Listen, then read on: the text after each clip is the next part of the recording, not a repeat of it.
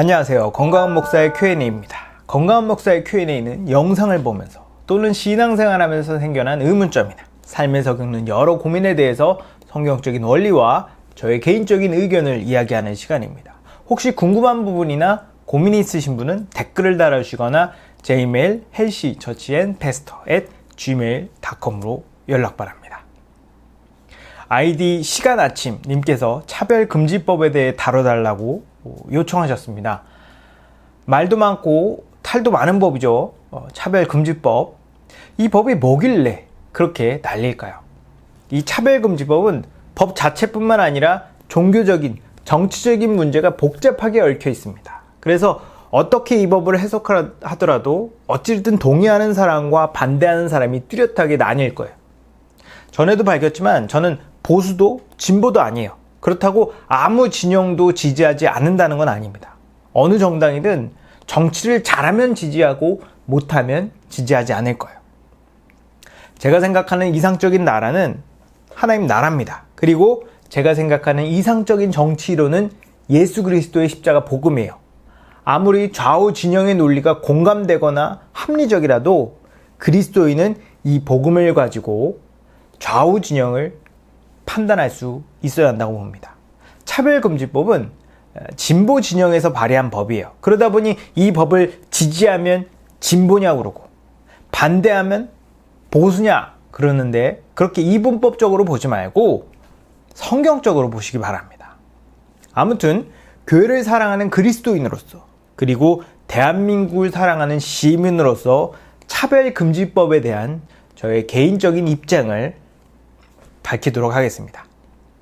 유튜브에서 차별금지법을 지지한 입장과 반대한 입장 둘 다 들어봤는데요. 무엇보다 내가 이 법안을 읽고 내 개인적인 생각을 말하는 것이 제일 낫겠다는 생각이 들었습니다. 그래서 차별금지법안을 인터넷에서 다운받아서 쭉 읽어봤어요. 먼저 법안을 읽어드릴게요.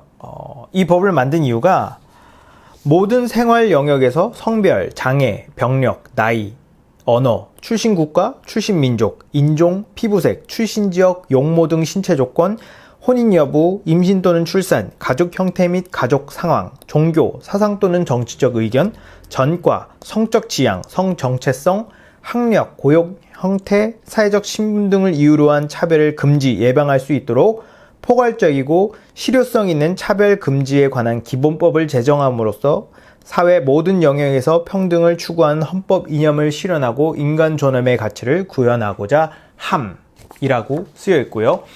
이 뒤에 이 법에 대한 주요 내용들이 다 오는데 너무 기니까 요약을 해드리자면 차별이 될 수 있는 요소를 23가지 정도로 규정하고요. 직접 차별 외에 간접 차별까지 금지하는 법입니다. 5년마다 내용을 갱신할 수 있고요. 영역별로 어떤 유형의 차별이 있는지 구체적으로 적어놨고 불이행 시 3천만 원 이하의 벌금이 주어질 수 있다. 피해자는 법원에 청구할 수 있고 법원은 이에 대한 시정과 배상을 판결할 수 있답니다. 만약 차별 행위가 악의적이라면 2배에서 5배 사이의 배상금을 지급해야 하고요.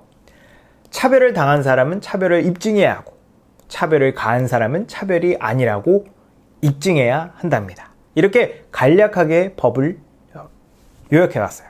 전체 내용을 살펴봤을 때 법 자체 취지는 좋아요. 차별을 막자. 차별이 좋다고 생각하는 사람은 인성에 문제 있지 않는 이상 없을 겁니다. 차별은 악한 거예요. 로마서 3장 22절에 구원은 예수 그리스도를 믿음으로 말미암아 모든 믿는 자에게 비치는 하나님의 은이 차별이 없느니라 라고 말합니다. 하나님께서 믿음을 구원받는 수단으로 정하신 이유가 모든 사람이 차별 없이 동등하게 구원받을 수 있게 하기 위함이라고 말해요.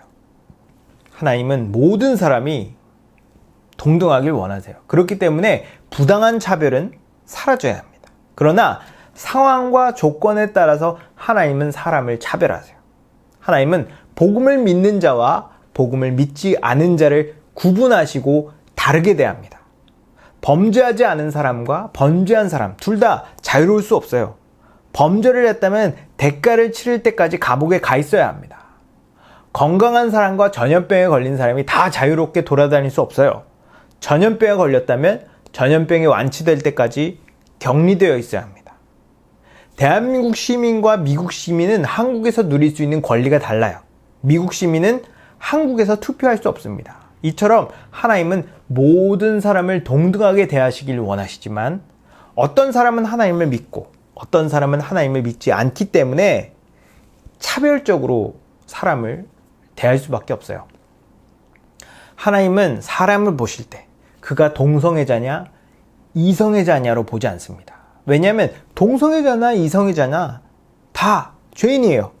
동성애자는 동성애라는 죄를 지은 것일 뿐이지 이성애자와 다를 게 없습니다. 하나님께서 보시는 건 그가 예수 그리스도의 복음을 믿느냐 믿지 않느냐예요. 동성애자라도 예수님을 정말 믿는다면 그는 하나님의 백성입니다. 그리고 동성애를 죄로 인정하고 그 죄를 버려야겠죠. 하나님은 동성애자인 것을 문제 삼지 않으세요. 동성애가 죄라고 인정하지 않는 것을 문제 삼으시죠. 우리 모두는 살면서 죄를 짓습니다. 중요한 건 성경에서 죄라고 말하는 것.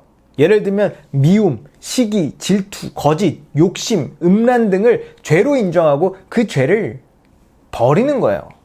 많은 기독교인들이 다른 것보다 차별금지 요소 23가지 중에 성적 지향과 성 정체성을 포함시킨 것을 문제 삼아요. 왜냐하면 기독교에서 동성애를 죄로 규정하고 있기 때문입니다. 그리고 남자와 여자의 구분을 생물학적인 것으로 보지 자기가 자신을 어떻게 생각하느냐로 보지 않아요. 생물학적으로 여자면 여자고 남자면 남자입니다. 기독교는 이성애를 자연적인 것으로 보고 보편적인 것으로 생각해요. 즉 같다, 다르다가 아닌 옳다, 그르다의 문제죠. 동성애는 서로 다른 것이 아니라 틀린 것이며 정상이 아니라 비정상입니다. 근데 이 차별금지법은 동성애를 틀림이 아니라 다름으로 이해해요. 즉 동성애가 생리적으로 정상이고 윤리적으로 문제가 없다고 보는 겁니다. 저는 동성애자라는 이유로 사회적으로 차별을 하거나 차별을 당해서는 안 된다고 생각합니다. 하나님도 동성애자를 차별하지 않으세요. 그러나 동성애가 종교적으로 윤리적으로 틀렸다고 믿기 때문에 차별금지법 안에 담긴 정신과 정서에 동의하거나 공감할 수 없는 겁니다. 교회는 죄를 죄라고 가르치고 세상에 그것을 선포할 책임이 있어요. 그리고 더 나아가 이것이 보편적인 가치라고 믿습니다. 그래서 교육기관 또는 공공기관에서 공적으로 동성애를 정상인 것 또는 개인적인 선택이라고 가르치는 것을 반대합니다. 이것은 예를 들어 돌연변이를 정상이라고 말하거나 미움, 시기, 질투, 욕심이 개인의 가치라고 가르치는 것과 비슷한 거예요. 다른 사람들은 몰라도 그리스도인은 그렇게 믿습니다. 그러니 한 사람의 시민으로서 그 법에 동의하지 않는 거예요. 차별금지법을 지지하는 사람들은 이 법이 고용, 재화의 공급 이용, 교육, 훈련, 행정 서비스 안에서만 시행되는 거기 때문에 이 외의 영역에선 이 법이 적용이 안 될 거라고 말합니다. 그렇기 때문에 교회에서 동성애를 죄라고 말해도 처벌당하지 않는다고 말하죠. 그러나 차별금지법을 반대하는 사람들은 이 법이 결국 표현의 자유를 침해하는 교량 역할을 할 거라고 생각합니다. 저는 지금이야 많은 사람들이 동성애를 정서적으로 도덕적으로 반대하지만 이 법이 통과되면 이 법으로 인해 대중의 인식이 바뀔 수 있다고 생각해요.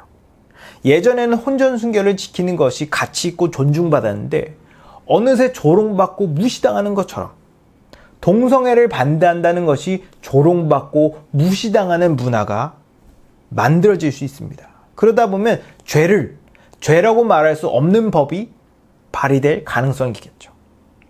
우리가 어떤 법을 반대하는 이유는 이 법이 국가와 개인에게 오히려 해가 된다고 판단되기 때문이에요. 이 법을 제정하는 건 국가입니다. 그리고 그 법을 반대할 권리가 국민에게 있죠. 그렇기 때문에 저는 대한민국 국민의 자격으로 이 법을 반대하는 거예요.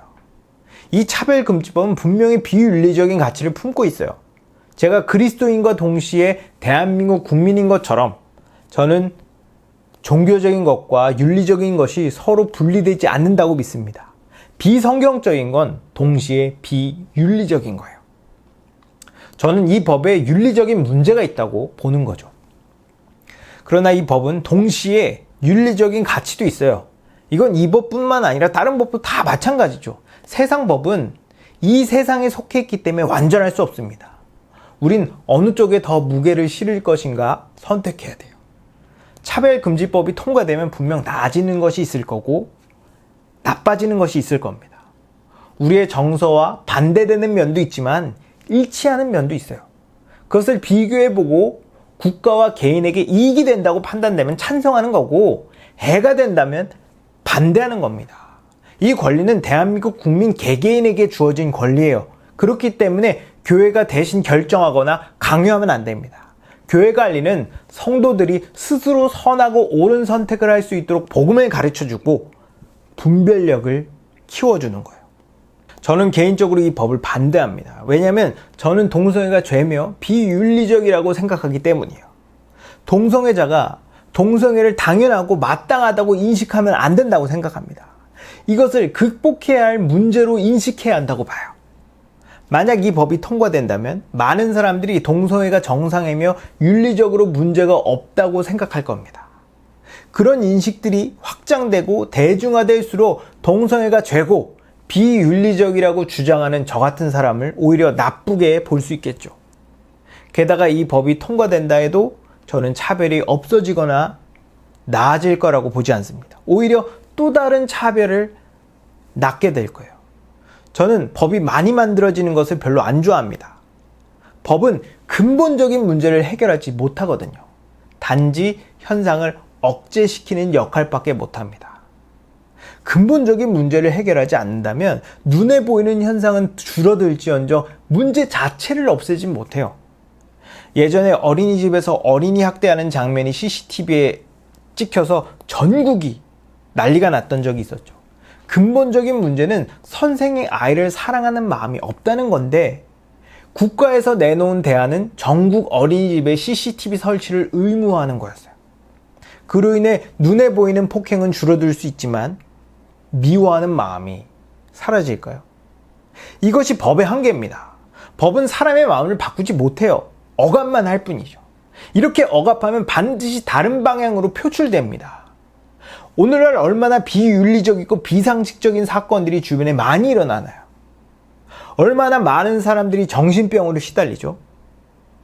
저는 법이 늘어나 사람들을 억압한 것도 그 원인 중에 하나라고 봅니다.